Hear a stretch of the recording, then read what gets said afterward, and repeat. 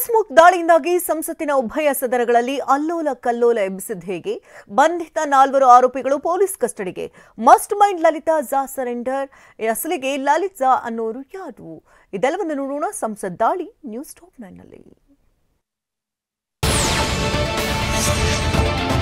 ಲೋಕಸಭೆಯಲ್ಲಿ ನಡೆದ ಭಯಾನಕ ಭದ್ರತಾ ಲೋಪ ದುಷ್ಕರ್ಮಿಗಳ ತಂಡ ನಡೆಸಿದ ಕಲರ್ ಸ್ಮೋಕ್ ದಾಳಿ ದೊಡ್ಡ ಕೋಲಾಹಲ ಎಬ್ಬಿಸಿದೆ.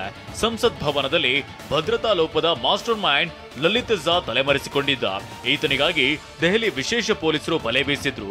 ಆದ್ರೆ ಆರೋಪಿ ನಿನ್ನೆ ರಾತ್ರಿ ಸ್ವಯಂ ಪ್ರೇರಿತವಾಗಿ ದೆಹಲಿಯ ಕರ್ತವ್ಯ ಪಥ ಠಾಣೆ ಪೊಲೀಸರ ಮುಂದೆ ಶರಣಾಗಿದ್ದಾನೆ. ಆತನನ್ನ ಬಂಧಿಸಿರುವ ಪೊಲೀಸರು ದೆಹಲಿ ಸ್ಪೆಷಲ್ ಸೆಲ್ಗೆ ಹಸ್ತಾಂತರಿಸಿದ್ದು ವಿಚಾರಣೆಗೊಳಪಡಿಸಿದ್ದಾರೆ. ಲಲಿತ್ ಝಾ ಯಾರು, ಈತನ ಹಿನ್ನೆಲೆ ಏನು ಅನ್ನೋದನ್ನ ನೋಡೋದಾದ್ರೆ, ಈತ ಕೋಲ್ಕತ್ತಾದ ಬರ್ರಾ ಬಜಾರ್ ನಿವಾಸಿಯಾಗಿದ್ದ. ಕೆಲ ಕಾಲ ಶಿಕ್ಷಕನಾಗಿ ಕೆಲಸ ಮಾಡ್ತಿದ್ದಂತೆ, ಮಕ್ಕಳಿಗೆ ಮನೆ ಪಾಠ ಮಾಡುತ್ತಿದ್ದಂತೆ.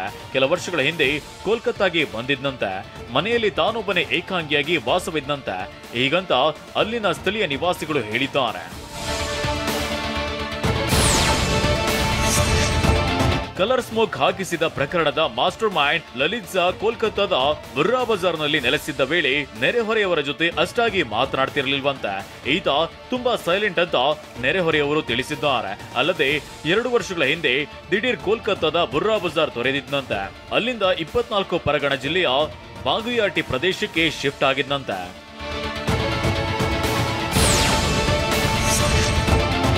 ಆರೋಪಿ ಲಲಿತ್ ಝಾ ಸ್ಮೋಕ್ ದಾಳಿಯ ವಿಡಿಯೋವನ್ನ ತನ್ನ ಫೋನ್ನಿಂದ ಸೋಷಿಯಲ್ ಮೀಡಿಯಾಗೆ ಅಪ್ಲೋಡ್ ಮಾಡಿದ್ದ. ಅಲ್ಲದೆ ಕೋಲ್ಕತ್ತಾ ಮೂಲದ ಸಂಘಟನೆಯೊಂದಕ್ಕೆ ವಿಡಿಯೋ ತುಣುಕು ಕಳುಹಿಸಿಕೊಟ್ಟಿದ್ದ. ಇನ್ನು ವಿಚಾರಣೆ ವೇಳೆ ಸ್ಫೋಟಕ ಮಾಹಿತಿ ಬಯಲಾಗಿದೆ. ಭಾರತದಲ್ಲಿ ಬ್ರಿಟಿಷ್ ಆಳ್ವಿಕೆ ವೇಳೆ ಸಂಸತ್ನೊಳಗೆ ಕ್ರಾಂತಿಕಾರಿ ಭಗತ್ ಸಿಂಗ್ ಬಾಂಬ್ ಎಸೆದಿದ್ರು.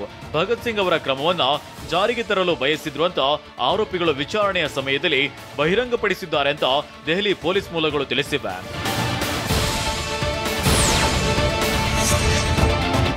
ಸಂಸತ್ತಿನ ಉಭಯ ಸದನದಲ್ಲಿ ಅಲ್ಲೋಲ ಕಲ್ಲೋಲ ಸೃಷ್ಟಿಸಿದೆ.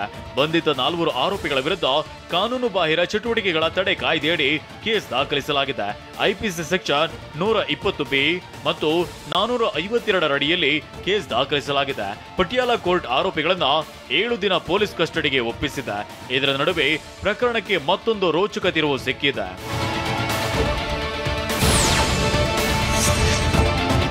ಸಂಸತ್ತಿನ ಒಳಗೆ ಬಣ್ಣದ ಹೊಗೆ ಸಿಡಿಸಿದ್ದ ಸಾಗರ್ ಶರ್ಮಾ ಹಾಗೂ ಮನೋರಂಜನ್ ಮತ್ತು ಸಂಸತ್ತಿನ ಹೊರಗೆ ಕಲರ್ ಸ್ಮೋಕ್ ಹಾಕಿಸಿದ್ದ ನೀಲಂ ದೇವಿ ಮತ್ತು ಅಮೋಲ್ ಶಿಂದೆ 4ರನ್ನ ಪೊಲೀಸರು ಬಂಧಿಸಿದ್ರು.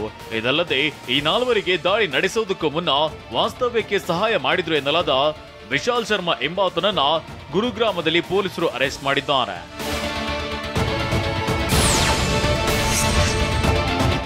ಫೇಸ್ಬುಕ್ನಲ್ಲಿ ಭಗತ್ ಸಿಂಗ್ ಫ್ಯಾನ್ಸ್ ಕ್ಲಬ್ ಸದಸ್ಯರು ಬಂಧಿತ ಆರೋಪಿಗಳು. ಇದೇ ಆರೋಪಿಗಳು 1.5 ವರ್ಷದ ಹಿಂದೆ ಮೀಟ್ ಆಗಿದ್ರು. ಸುಮಾರು 1.5 ವರ್ಷದ ಹಿಂದೆ ಮೈಸೂರಿನಲ್ಲಿ ಭೇಟಿಯಾಗಿದ್ರಂತೆ. ಪಕ್ಕಾ ಪ್ಲಾನ್ ಮಾಡಿಯೇ ಸಂಸತ್ ಎಂಟ್ರಿಗೆ ಸ್ಕೆಚ್ ಹಾಕಿದ್ರು. ಅದರಂತೆ ಡಿಸೆಂಬರ್ 10ಕ್ಕೆ ಒಬ್ಬೊಬ್ಬರಾಗಿ ದೆಹಲಿಗೆ ಆಗಮಿಸುತ್ತಾರೆ. ಗುರುಗ್ರಾಮದಲ್ಲಿರುವ ವಿಕ್ಕಿ ವೃಂದಾ ಮನೆಯಲ್ಲಿ ವಾಸ್ತವ್ಯ ಹೂಡಿದ್ರು. ಡಿಸೆಂಬರ್ 13ರ ಬೆಳಿಗ್ಗೆ 9 ಗಂಟೆಗೆ ಸಂಸತ್ ಎಂಟ್ರಿಗೆ ಸಾಗರ್ ಶರ್ಮಾ ಸಂಸದ ಪ್ರತಾಪ್ ಸಿಂಹ ಅವರ ಬಳಿ ಪಾಸ್ ಪಡೆದಿದ್ದಾನೆ.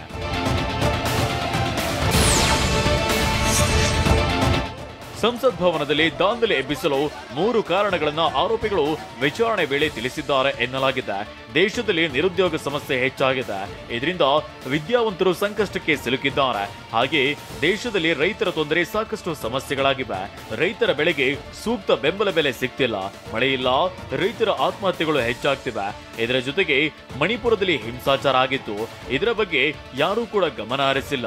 ಇದೇ ಕಾರಣಕ್ಕಾಗಿ ಸರ್ಕಾರ ಗಮನ ಸೆಳೆಯಲು ನಾವು ಸಂಸತ್ ಭವನಕ್ಕೆ ಎಂಟ್ರಿ ಕೊಟ್ಟಿದ್ದು ಅಂತ ಪೊಲೀಸರ ಮುಂದೆ ಆರೋಪಿಗಳು ಹೇಳಿಕೊಂಡಿದ್ದಾರೆ ಎನ್ನಲಾಗಿದೆ.